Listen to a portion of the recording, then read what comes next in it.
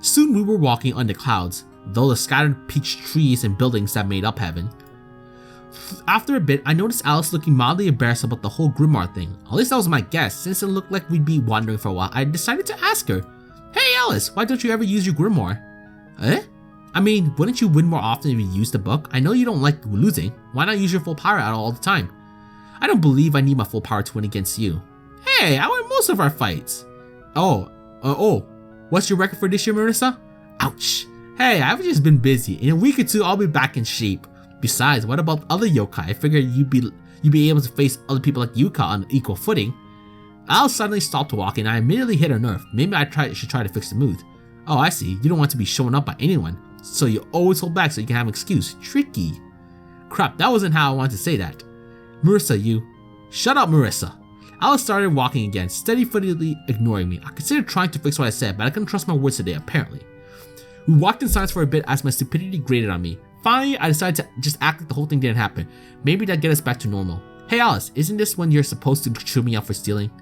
Alice glared at me as I tried my best to give an apologetic grin. After a while, the girl sighed and answered, I suppose I should have commented on your complete disregard for property rights, and I definitely should not be helping you carrying out this raid. But Celestials are jerks and they deserve everything that's coming to them. Helping clean out them stocked is just punishment for their arrogance. Heh, well I can't disagree with that personally, but I don't think the Yama will go for it though. I'll be sure to avoid mentioning it to her then. Alice's mood seemed to calm a little bit, so I went back into my normal chit-chat. After a while, we reached a full grove of peach trees that seemed to be in bloom. We decided to break for lunch there. Hey Alice. Yes? Did you use the grimoire for that ritual that stopped the night? That incident? Yes, that was one of my grimoire spells. Fortunately, it only drained the grimoire, not my personal reserves, but I needed extra power for that. I never really thought about how you did it at the time. I was so focused on figuring out what was going on and beating those aliens. Kinda foolish of me to miss that all the time. Well, you are not the most observant person, Gidselkyo Marissa. Hey, you aren't much better than me. I was the one spotting enemies most of the time during that run. Not the type of observant I was thinking of. Though I admit to missing a few things myself. Like what? I never noticed before recently how focused you could get with magical research, or any project for that matter. Yeah, I've been hearing that from you and Patchley a lot. Well, it's because normally you act so nonchalant about such endeavor. You always act like you put something together at the drop of the hat. You never mentioned the long nights that you spent setting up your spells up. I opened my mouth to protest, but it seemed like my secret was out. I guess you caught me. I prefer it you didn't make a big deal of it. Most people think that hard work is something to be proud of, but I'll respect your wishes. Still, I should have noticed it back during the full moon incident. Well, you were asleep at the time. You seemed to fall asleep at the drop of a hat. Well, it depends on the circumstances. Anyway, you can feel free to take the last sandwich. Thanks. After lunch, we made our way to the Celestial Silk Works. However, upon entering, we were surprised by the number of guards. On investigation, we found out that they were designing some sort of super weapon to wipe out Gensokyo. Unfortunately, we were triple-crossed by an Oslit yokai, forcing us to split up and sneak our way to the heart of the factory to destroy this horrible weapon. What the fuck is happening now? That's what should have happened. Oh, thank goodness. In reality, we just waltzed over and looted the place clean and walked off. There's that. We had a harder time getting past Magi on the way out. Still, we got what we wanted, so the mission was a success. After dropping off our spoils, we decided to head out for a celebratory dinner at the usual place. Cheers! Cheers to a successful expedition to heaven. You know, raiding the shit. Yup. Oh, I see. So are you two interested in the couple special? What? It's just a name. Come on, I need someone to give me an opinion on it. Well, I suppose it is just a name. What's in it? Standard grilled eel, unagi sushi, sea turtle, tempura, and it comes with ice cream dessert. Now that ice cream dessert I can get behind on. I looked at the price. That was a good deal, especially since I knew Mistia had outside world styled ice cream. Well, since it is only a name, fine, I suppose we could give it a try. Just don't serenade us while we eat. I'll stick to spring songs. It was surprising how many songs about spring drifted towards romance. I would have had a lot of fun watching Alice get flustered over the stupid name if I hadn't been doing the same for no good reason. I suppose in the end, it was more amusing than embarrassing, but it was still a little weird. The ice cream, however, made up for all of that and then some. I'd been afraid I had to fight Alice for the lion's source of it. But Mistia didn't skimp on the portions. So, your thoughts? I can't speak for a real couple, but it was pretty good. You should have a cherry with the ice cream. Why? There'll be 2 people there. Exactly, they'll have to share. I coughed and blushed at Alice's statement. Not bad, Alice. I didn't think you were that devious. Haha, you should know I don't show my true power easily. Still, that's a good idea. Thank you very much. I flew with Alice back home as the sun began to set. I have to say, in the end, I had fun with you today. Yeah, despite our clashes, when we work together, the end result was usually fun. It was too bad we're working to opposite ends. Still, perhaps we could work with this to become better friends. That was fun. See you around, Alice. Oh, never mind. Good night, Marissa. Today had been a fairly long day, but there was still a lot to do. Alice and Reimu had reminded me of how much work I had to complete, so in order to stay awake, I decided to brew some strong tea. It was only after a while I was done with cooking that I realized that I made 2 cups. I brought out snacks to boot. That was a little weird. Then someone knocked on my door. Well, how convenient. Yeah, coming. I walked to the door and opened it, figuring I'd shoot off the person and start on my work. Maybe ice the leftovers. Hey Marissa, the tea smells good. Koishi, what are you doing here? And why are we having tea? Well, you already made it, right? Besides, you're feeling confused about your relationships. Enough so your mind will be able to focus on your formulas. So I figured you'd want to talk to me about it. Since I'm going up to the mountain shrine today, I figured I'd drop by your place. Okay, Koishi's power just matched Flandre's in terms of creepiness here.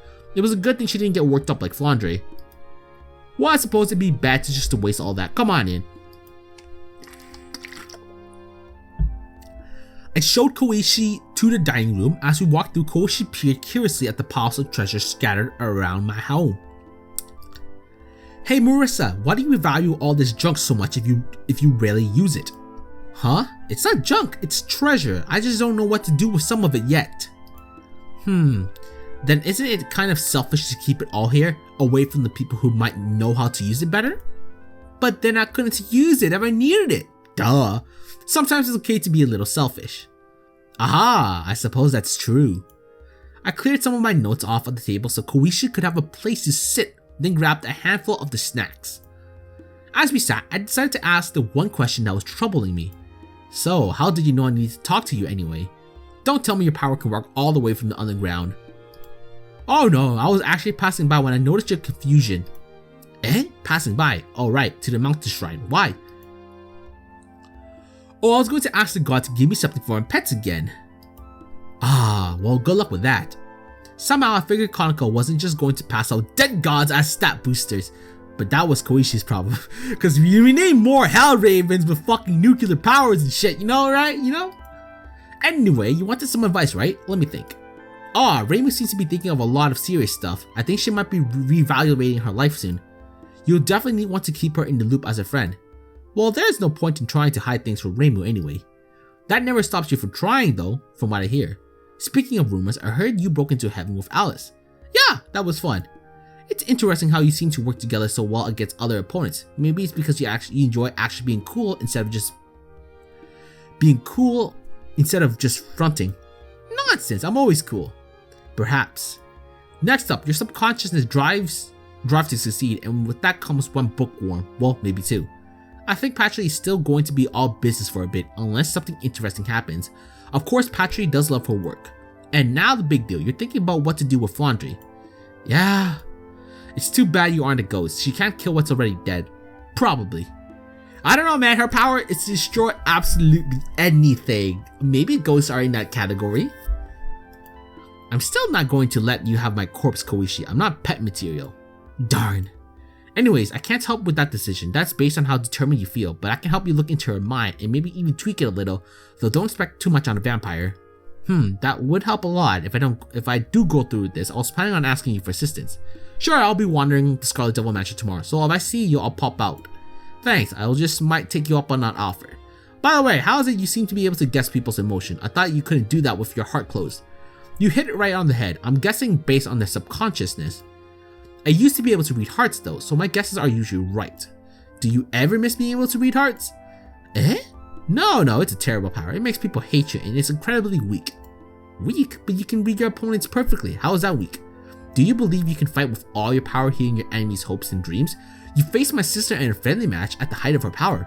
With my heart closed, I don't have to care about other people's feelings. I can just do what I want. That sounded kind of sad actually. I guess you were just too kind to keep that power. Eh? Oh crap, did I say something out loud? I need a distraction fast.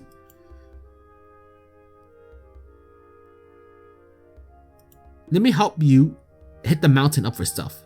It'd probably be easier for me to sneak in alone. That's the beauty of it. If I break in too, they'll figure they missed you while dealing with me, so they won't be as trigger happy. You're just planning to loot more stuff. No. I'm also planning to loot more stuff. I do want to help. Well, it could be fun. Let's go then. I did find some interesting thing, but Koishi was right about it being easier to sneak in on solo. 7th squad advance. Engage curtain fire. 6th squad. Begin waterfall flanking strike. Isn't this going a little overboard here? In the end, I sparked them all. Well, you can always do that.